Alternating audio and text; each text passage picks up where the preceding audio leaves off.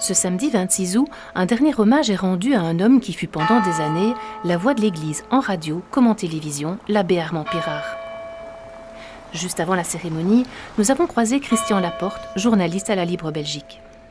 Christian Laporte, Armand Pirard, vous l'avez connu très très bien et pendant très très longtemps. Quel homme était-il et quel professionnel était-il ? C'est en tout cas à la fois un très grand professionnel et alors évidemment au point de vue homme, je dirais que c'était un parfait humaniste chrétien, mais en même temps quelqu'un de très ouvert. Et bon, ma foi, c'était un peu nécessaire pour travailler au sein de la grande maison qui s'appelait la RTB et puis la RTBF, où il avait des contacts avec des gens qui étaient tout à fait d'autres bords et d'autres horizons, comme par exemple Raoul Goulard, avec lequel il a commencé à travailler avant de s'occuper de l'information religieuse.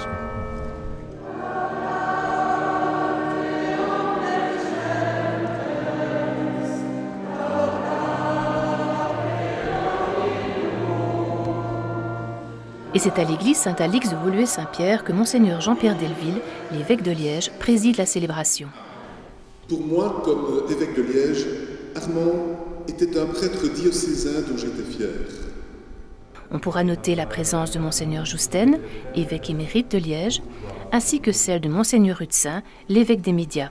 Merci Seigneur pour cet homme, pour ce prêtre, curieux de tout et fraternel envers tous. Ou encore de l'abbé Alphonse Borras, vicaire général du diocèse de Liège. De nombreux amis et collaborateurs étaient également présents lors de cette innovante cérémonie. Les nombreux liégeois présents rappellent que l'abbé Pirard était curé de Francheville dans le diocèse de Liège. C'est à l'âge de 89 ans qu'il s'est éteint. Pendant de longues années, il a assuré les commentaires de la bénédiction papale, les chemins de croix du Vendredi Saint pour la Belgique, la France ou encore la Suisse. Il était également responsable des messes radio et TV et le chroniqueur religieux auprès de la RTBF. L'homélie est prononcée par l'abbé Philippe Mahoué, le curé de la paroisse, qui fut aussi son proche collaborateur et son successeur. Ce que je retiendrai surtout, c'est que c'était un homme chaleureux, ça oui, très chaleureux dans les relations, dans la façon de travailler ensemble, oui, très chaleureux. Très curieux aussi.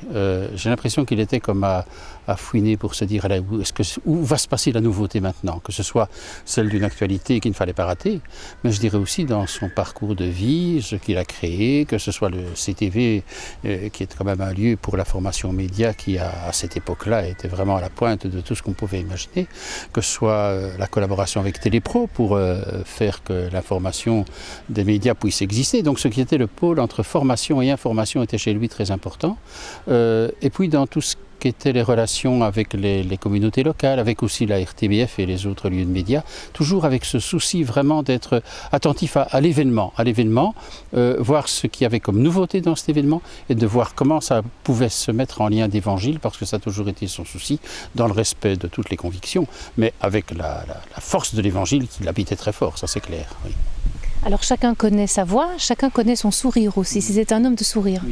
Oui, c'est vrai que son sourire. Et ce qui m'a frappé, c'est qu'on a surtout reconnu son sourire quand il n'a plus su avoir la parole, puisque vers la fin de sa vie, avec la maladie qui était la sienne, l'expression devenait plus difficile, du moins l'articulation des mots.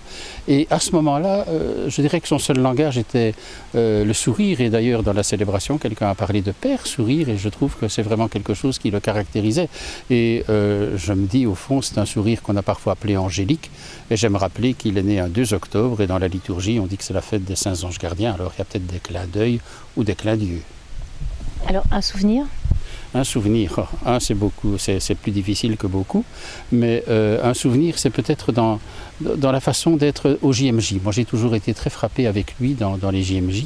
Et alors, il était là, je dirais, comme quelqu'un qui était vraiment éveillé à tout ce qui se passait et de ne pas rater l'événement. C'était un événement avec les jeunes, c'était une grande activité, c'était le pape qui était là.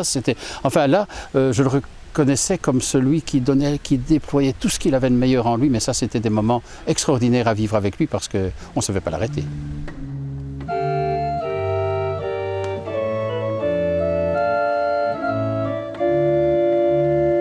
À une époque où l'Église catholique est encore peu habituée à communiquer via les médias modernes, l'abbé Armand Pirard était de toutes les initiatives, comme le rappelle l'ancien directeur de la télévision catholique suisse romande.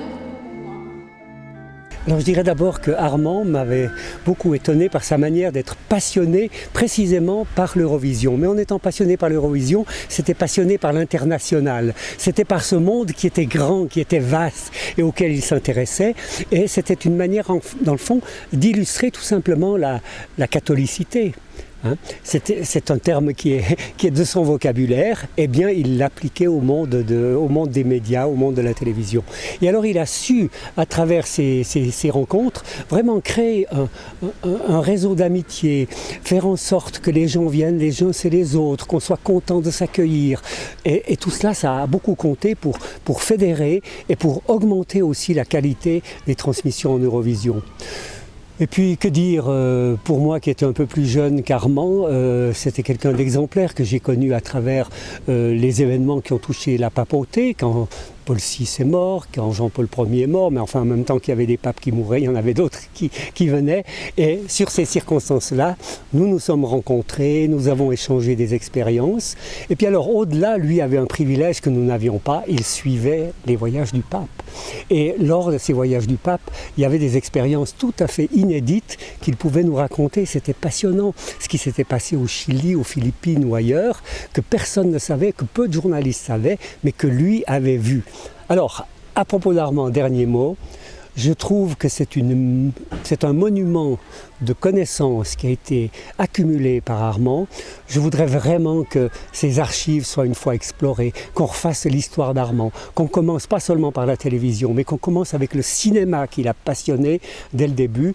Et là, il y a tout un itinéraire qui montrerait que Armand est un pan majeur dans l'histoire de la présence catholique au monde des médias.